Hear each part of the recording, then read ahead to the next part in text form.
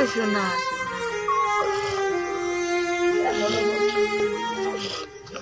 ঝিনাইদহের কোটচাঁদপুর উপজেলার 6 বছর বয়সী ফুটফুটে শিশুকন্যা মাহমুদা খাতুনকে বিষ পান করিয়ে হত্যার অভিযোগ উঠেছে তারই সৎমা হুমায়রা খাতুনের বিরুদ্ধে।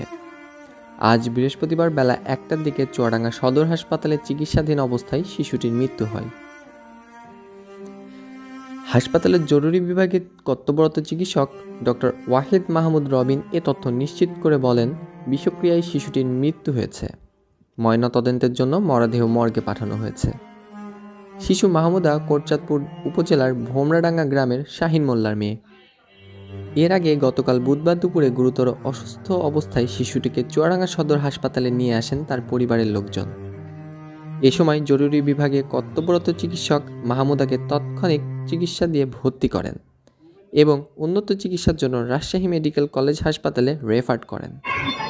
দেখলে আরও সমস্যার মধ্যে বাড়ি রাখা যাচ্ছে না, চুয়াডাঙ্গা সদর হাসপাতালে নিয়ে এসে তখন এই যে জহর অর্থাৎ আজানের সময় মারা গেছে।